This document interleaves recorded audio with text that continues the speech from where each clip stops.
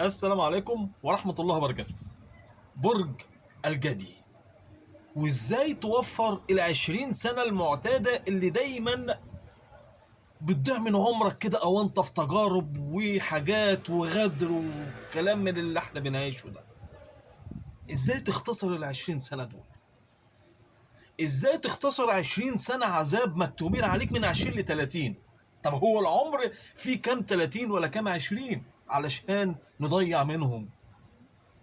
هقول لكم على امور مهمه في حياتك يا برج الجدي، خاصه انت.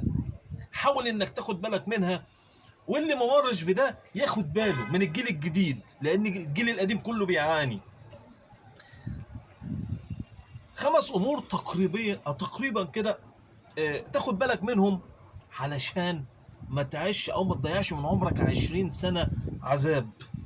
ده الحد الادنى للعذاب بتاع برج الجدي. اولا، لازم تحط في دماغك، لازم دي تحطها في دماغك، انك خطر على الاخرين. هتقول لي يا عم ازاي؟ ده انا غلبان، ده انا ماشي جنب الحيط، ده انا مش عارف والله العظيم عارف. لكن انت من غير ما تحس انت خطر، لانك الاكثر عملا، الاكثر جاذبيه، الاكثر ذكاء، والاكثر قدره على الصبر في شغلك وفي اي حاجه في حياتك. علشان كده انت مصدر خطر، حتى لو كنت ماشي جنب الحيط. طب احنا استفدنا ايه من ده؟ ان انت دائما معرض للمؤامرات. ما انت لما تكون خطر على مركز حد وانت مش واخد بالك يا عين، في شغلك مثلا انت مش واخد بالك، وتلاقي نفسك مجهود، او تلاقي حد معاك في الشغل بيسمع عنك كلام حلو من ناس ماسكين الشغل ده مثلا، هتلاقي على طول النار ظهرت والفقر ظهر من تلك الشخصيات، وهتلاقي العك بقى. تلاقي بيلوك وراك وبيمشي وراك لغايه ما يوقعك، وانت يعني مش اخد بالك، وانت يعني ممكن تكون اصلا بتدافع عنه من وراه. اعرف ان انت خطر، حتى لو انت ما عملتش اي حاجه في اي حاجه. ليه؟ هو ده ربنا اعطاك نعمه، القبول، نعمه القدره على العمل، نعمه الاصرار، حاجات كتير جدا. فبينتج عنه انك دايما بتبقى خطر في اي مكان، خاصه في مكان العمل يعني، على اي حد حواليك. وده بيؤدي الى زياده المكائد، وبتضيع شوف كام سنه في عمل هنا وعمل هنا. ده من الامور اللي بتضيع منك سنين. تاني امر، طبعا انا بقول ده عشان تبعد عن خوازيق الحياه، تمام. تاني امر مهم جدا، لا تتزوج في سن صغير. يعني انا بتكلم بشخصيه وحياه برج الجدي. خدوا بالكم، مفيش حد على كوكب الارض ده عارف برج الجدي اللي حصل معاه قدي. واتحدى اي حد اللي بيقول على نفسهم بتوع ابراج ولا بتوع، الله العظيم ما حد يعرف برج الجدي قدي، وكل برج ما حد يعرف حياته قدي. اوعى تتجوز بسرعه في سن صغير، اوعى تتجوز، لانك على الاغلب كده هتبقى صيده، يعني هيوقعوك في المصيده. وتاني بتحدى بقى ابناء برج الجدي اللي اتجوز صغير بنسبه 90% منه متدمر نفسيا. عشان يقول لك الناس اللي ما بتفهمش، يقول لك ما فيش حاجه اسمها كواكب وابراج، انتوا ما بتفهموش. انا عارف انا بقول ايه، قول واثق، قول عارف شغل، قول. وفي ناس هتقول عليا مغرور. انت حضرتك ما بتفهمش، انا متمكن في شغلي فقط. اوعى تتجوز صغير، لانك على الاغلب هتكون وقعت في المصيده اللي ما انتش عارفها. حصل؟ واكتبوا لي في الكومنتات، شوف كم مليون واحد من برج الجدي وقع في تلك المصيده. يعني ايه؟ يعني تتجوز في مرحله اكبر سنا، لانك هتعرف تختار صح، هتكتشف الخوازيق اللي في حياتك ما وقعتش فيها او ما لبسناهاش، وفي نفس الوقت هيكون عندك خبره انك تختار بطريقه صحيحه. على الاغلب كده اوصل لل30، بعد كده اعمل اللي انت عايزه. انا بقول يمكن اكون نجده لحد، ربنا بعتني نجده لحد بيتفرج عليا دلوقتي. تالت حاجة، نقطة مهمة جدا، لو قدرت على قد ما تقدر اشتغل فردي. ليه؟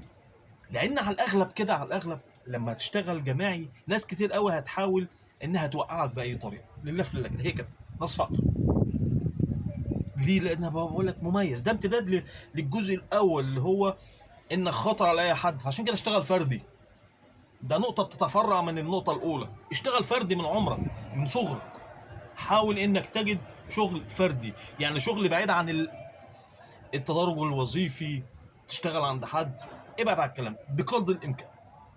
عايز تنجد شخصيتك. رابع نقطة ونقطة خطيرة جدا، طبق القاعدة اللي بتقول الجميع أمامك في حياتك مدان حتى تثبت براءته. الجميع مدان حتى تثبت براءته، يعني هو ثبت براءته خلاص. يعني مش اي حد تدخله حياتك وقلبك، مش اي حد يعرف اسرارك، مش اي حد إيه تعرفه انت افكارك ايه ودنيتك ايه، حياتك عامله ازاي. لانك على الاغلب بتقابل الناس الخوازيق اللي بتبقى خوازيق في حياتك بعد كده لو اخترت حد غلط في حياتك، سواء صديق او معرفه او اي حد. اذا لا تعطي اي سر او اي حاجه او تدي الامان الا لما تطبق القاعده انك الجميع امامك مدان حتى تثبت ادانته، براءته. مش شوف سبحان الله، على فكره دي طاقه، حتى يثبت ادانته. يعني عشان كده بقول لك خليك فردي، دي طاقه، دي طاقه، طاقه جايه لكم. يعني على الاغلب كده لا تعطوا الامان لاحد. نقطه برضو متفرعه، خلي اسرارك لنفسك، خليك كبير لنفسك، خليك كبير عشان تبقى كبير. خليك لاسرارك كبير عشان طول عمرك تبقى كبير. اوعى حد يعرف اسرارك، اوعى حد يعرف طريقك فين ولا رايح فين ولا انت بتفكر ازاي.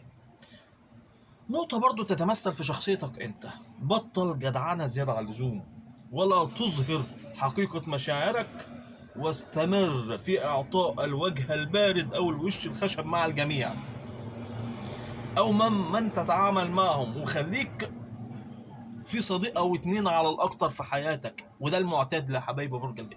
هتلاقي حياتهم كلهم معاهم واحد او اتنين طول العمر، هم دولت، مفيش حد تاني خلاص.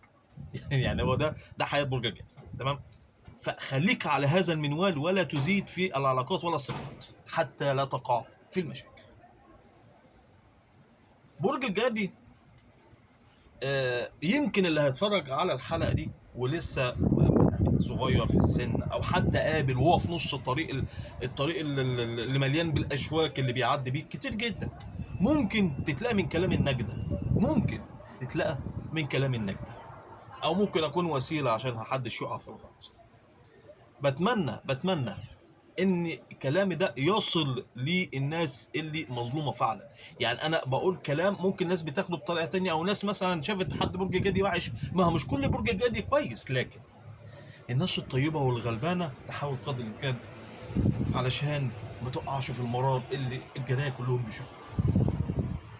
ما تنسوش يا جماعه الاشتراك وتفعيل الجرس عشان يوصلك مني كل جديد. ده القناه الجديده للقناه بتاعتي، انا عندي قناه تانية طبعا الكبيره، دي قناه صغيره انا لسه جديده، يعني بنزل فيها فيديوهات برضو. ادعمونا بالاشتراك. يا رب كده حبايبي برج الجدي، يا جماعه تكون بأمن وأمان. سلام عليكم.